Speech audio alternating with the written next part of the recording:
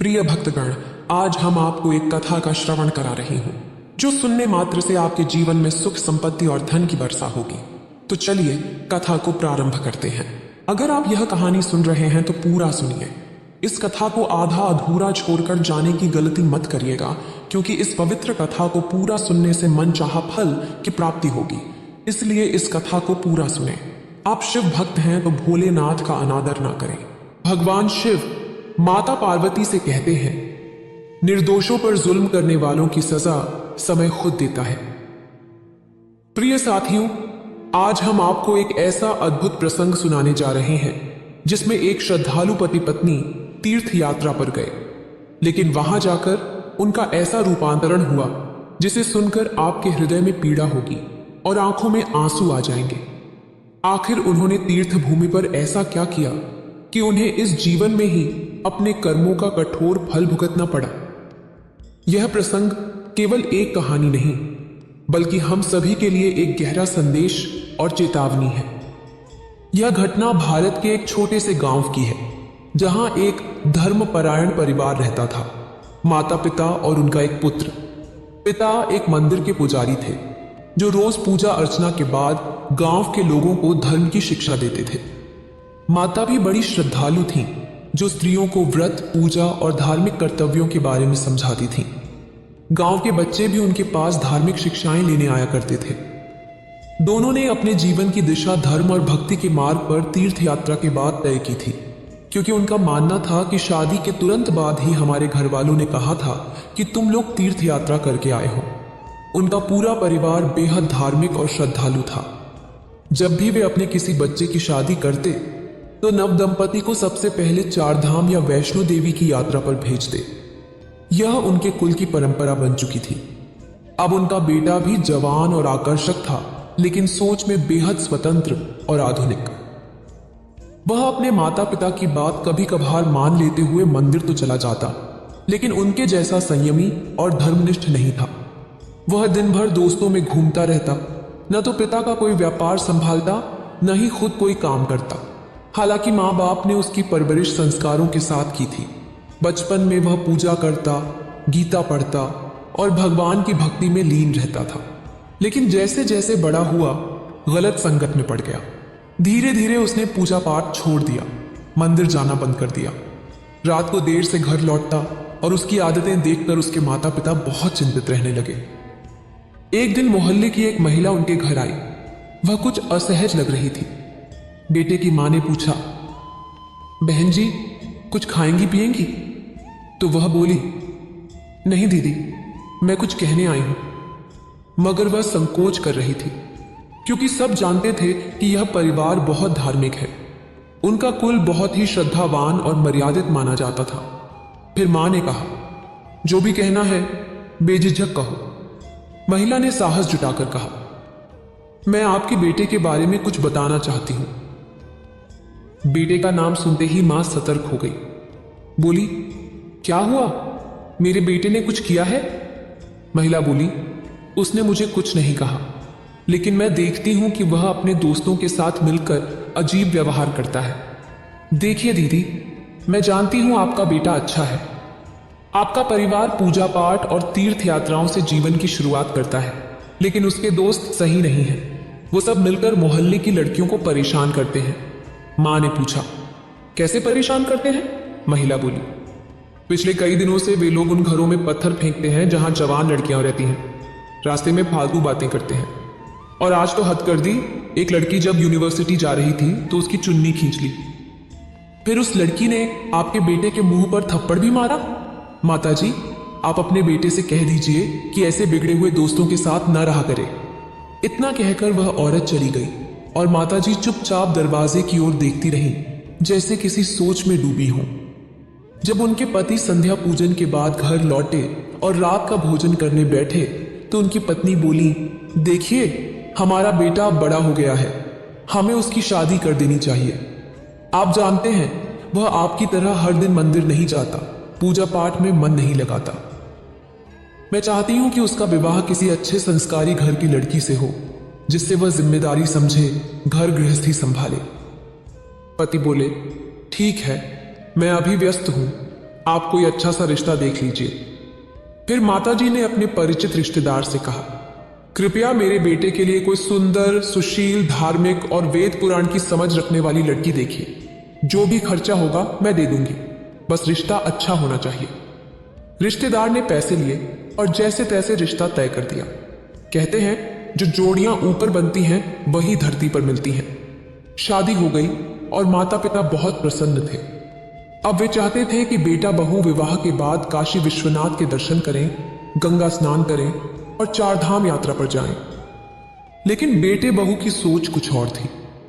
बहू का कहना था, अगर हमें कहीं भेजना है तो पेरिस भेजिए, लंदन भेजिए। दर्शन पूजन तो जीवन भर किए जा सकते हैं। बेटा जानता था कि उनके कुल की परंपरा है कि विवाह के बाद पहले तीर्थ यात्रा की जाती है। फिर एक दिन जब माताजी मुस्कुराती हुई कमरे में आईं और हाथ में बद्रीनाथ केदारनाथ यात्रा के 2 टिकट दिए और बोली, बेटा तुम दोनों बहुत भाग्यशाली हो। तुम्हें शादी के बाद तीर्थ दर्शन का अवसर मिला है। जब हमारी शादी हुई थी तब भी सबसे पहले हम 4 धाम गए थे। तुम भी दर्शन करके अपने जीवन की नई शुरुआत करो। फिर दोनों पति पत्नी यात्रा पर निकल पड़े। जब वे ट्रेन में बैठे तो देखा सभी यात्री शांत भाव से राम नाम जप रहे थे। कोई गायत्री मंत्र पढ़ रहा था, कोई भागवत गीता में मग्न था और ये दोनों मियां बीवी जोर जोर से हंसते हुए बातें कर रहे थे, जैसे उन्हें इस यात्रा का कोई उद्देश्य ही ना हो। लेकिन अफसोस की बात यह थी कि वह दोनों पति पत्नी मंदिर में जप ध्यान करने या मंत्रों का उच्चारण करने के बजाय वहां मजाक करते, कभी ठहाके लगाते तो कभी बेहूदी हरकतें करते नजर आए। वहां मौजूद श्रद्धालु उन्हें हैरानी से देख रहे थे, लेकिन वो दोनों अपनी ही दुनिया में मग्न थे। उन्हें किसी की कोई परवाह नहीं थी। जब ट्रेन वाराणसी के प्लेटफॉर्म पर आई तब सभी यात्री बाहर निकल गए। यह दोनों पति पत्नी भी प्लेटफॉर्म से बाहर आकर होटल पहुंचे, लेकिन आश्रम में भी सभी लोग उनके व्यवहार से परेशान थे। वहां ठहरे लोगों का कहना था कि इन दोनों की बातें और हरकतें बड़ी अजीब थीं। ये बातें अपने कमरे में करते थे, लेकिन उनकी आवाजें पूरे फ्लोर पर गूंजती थीं। ये दोनों कमरे में भी हंसी मजाक करते रहते और जोर जोर से ठहाके लगाते रहते। इसी वजह से बाकी श्रद्धालु परेशान हो गए थे। आश्रम के आसपास के लोग भी कहने लगे कि ये दोनों बहुत असभ्य और शिष्टाचारहीन हैं। लोगों का कहना था कि पत्नी ने वैसे तो साड़ी ओढ़ रखी थी, पर पहनावा इतना चुस्त और शोभाहीन था कि वह मंदिर आने लायक नहीं लग रही थी। उसका लिबास ऐसा लग रहा था जैसे वह कोई धार्मिक यात्रा पर नहीं बल्कि फैशन शो में आई हो। लोग फुसफुसाकर कह रहे थे कि ये दोनों दर्शन करने नहीं, नाटक करने आए हैं। मंदिर परिसर में भी यही हाल था। वह दोनों जोर जोर से हंसते, मजाक करते और एक दूसरे से ऐसे बर्ताव करते मानो किसी मेले में घूम रहे हों। यहां तक कि जब वह गर्भगृह के पास पहुंचे तब भी उनमें तनिक भी श्रद्धा या संकोच नहीं था। पत्नी का तेज ठहाका पूरे मंदिर में गूंजा और लोग उन्हें घूरने लगे। वहां मौजूद श्रद्धालुओं की भावनाएं आहत हो रही थीं, लेकिन वे खुद को किसी तरह संयमित कर रहे थे। मंदिर के पुजारियों और यात्रियों ने भी उन्हें टोकने की कोशिश की और कहा, अगर आप पहली बार किसी तीर्थ यात्रा पर आए हैं तो कम से कम इतना समझिए कि यह कोई पिकनिक नहीं है। यह एक पुण्य भूमि है। यहां आचरण और वाणी पर संयम रखना आवश्यक होता है। लेकिन उन पति पत्नी के व्यवहार में कोई बदलाव नहीं आया।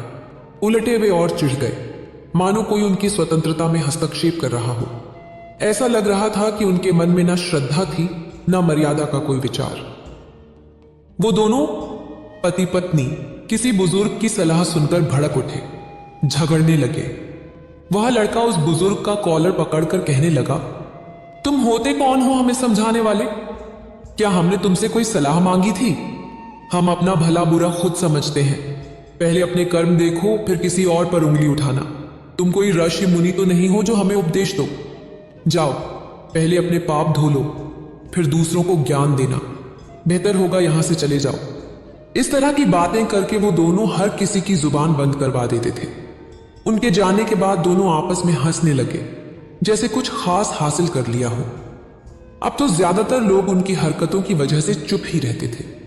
ना उन्होंने कभी मंदिर में दर्शन किए, ना गंगा में स्नान किया, ना किसी पूजा पाठ में रुचि ली। बस घर वालों ने जबरदस्ती तीर्थ यात्रा के नाम पर उन्हें भेज दिया था। असल में वे दोनों तो यूरोप घूमने जाना चाहते थे, लेकिन समाज और परिवार के डर से बदले में बद्रीनाथ केदारनाथ चले आए। मगर यह दुखद था कि इतने पवित्र स्थान पर आकर भी वो अपने अभिमान, घमंड और धन के नशे में ही चूर थे। तीर्थ के दूसरे श्रद्धालु उनसे तंग आ चुके थे, मगर फिर उनके साथ ऐसा कुछ हुआ जिसकी उन्होंने कल्पना तक नहीं की थी। वो सुबह सुबह मंदिर की ओर निकले। मौसम बहुत अच्छा था। सोचा आज दर्शन करके फिर बाकी दिन घूमने फिरने और आश्रम में आराम करेंगे। पति पत्नी आपस में कह रहे थे, आज आखिरी बार मंदिर चल लेते हैं, फिर बाकी दिन कहीं बाहर चलेंगे। पत्नी ने कहा, आपके घर वाले भी ना शादी के बाद सीधे हमें यहां भेज दिया। पति बोला, मैं भी नहीं आना चाहता था, बस खानदान की रस्म निभाई है। उनके लिए यह यात्रा एक बोझ थी, एक रस्म, जबकि बहुत से लोग उस यात्रा के लिए तड़पते हैं। रास्ते में कुछ साधु संत, कुछ बुजुर्ग और भूखे बच्चे दिखाई दिए जो मदद मांग रहे थे। कुछ बच्चों ने हाथ फैलाया, बाबूजी कुछ दान दे दो, भूख से बेहाल है। लेकिन उन्होंने उन्हें धक्का देकर किनारे कर दिया। थोड़ा आगे चलकर एक लाचार विकलांग बुजुर्ग दिखे जिनके पैर नहीं थे, एक हाथ भी नहीं था। बड़ी मुश्किल से जमीन पर खुद को घसीटते हुए उनके पास आए और बोले, बेटा कुछ दान दे दो, बहुत भूखा हूं। पर इन दोनों ने ऐसे अनदेखा किया जैसे वो इंसान हो ही नहीं। बुजुर्ग ने फिर पांव पकड़ लिए और गिड़गिड़ाते हुए कहा, मुझे कुछ दे दो, भगवान तुम्हारा भला करेगा। जैसे ही उस लड़के को पता चला कि एक भिखारी ने उसके जूते को छू लिया है, वह गुस्से से भर गया। उसने उस असहाय भिखारी को पकड़कर बुरी तरह झटक दिया और अपने भारी जूतों से उसे मारने लगा। सीने पर, पेट पर, चेहरे पर, जहां तक बन पड़ा। वह चिल्लाने लगा, गंदे आदमी, मेरे कपड़े छू दिए, जूते गंदे कर दिए, मेरी औकात जानता नहीं है तू। उसने अपने जूते उस भिखारी के मुंह पर रख दिए और कहा, अब इन्हें अपनी जुबान से साफ कर। वह बेचारा अपाहिज था, एक हाथ पहले से नहीं था और जो दूसरा था उस पर भी उसने पैर रख दिया और धमकी देने लगा, अब तेरे बचे हुए हाथ को भी तोड़ दूंगा। लाचार भिखारी कुछ नहीं कर सका, बस रोता रहा। इतने में कुछ लोग इकट्ठा हो गए, मगर उस लड़के की बदतमीजी देखकर कोई कुछ बोल नहीं सका। फिर वह लड़का और उसकी पत्नी गुस्से में मंदिर की ओर चल पड़े। वह मंदिर जहां भगवान की मूर्ति थी और लोग दर्शन के लिए लाइन में थे। जैसे ही वह लड़का मंदिर के गर्भगृह में पहुंचा और भगवान के सामने झुका, अचानक जोर से चिल्लाने लगा। उसका शरीर अकड़ने लगा, हाथ पांव मरोड़ खाने लगे। लोग डर गए, पूछने लगे, क्या हुआ? लेकिन वह कुछ बोल नहीं पाया। दर्द से कराहते कराहते वह जमीन पर गिर पड़ा। उसका चेहरा विकृत हो गया, वह किसी जानवर की तरह दिखने लगा। फिर उसकी पत्नी दौड़ी, पर उसके भी हाथ पांव मुड़ने लगे। उसका शरीर भी अजीब शक्ल लेने लगा, जैसे आधा इंसान और आधा जानवर हो। वह दोनों वहीं मंदिर में छटपटाने लगे। लोग समझ गए कि इन पर भगवान का श्राप पड़ा है, उन पर पाप और अहंकार का प्रकोप उतरा है। जिसने एक लाचार को अपमानित किया, उसका यह अंजाम होना ही था। उस समय एक बुजुर्ग बोले, जब धर्म स्थान के पास आकर भी तुम्हारा मन पाप से भरा हो, तो ईश्वर साक्षात मत दंड देता है। वह दोनों वहीं मंदिर में पड़े रहे और थोड़ी देर बाद उनकी मृत्यु हो गई। लोग उन्हें देखकर कांप उठे। उस दिन से गांव में यह बात फैल गई कि अहंकार, दया का अपमान और गरीबों पर अत्याचार करने वाले का अंत बहुत भयानक होता है।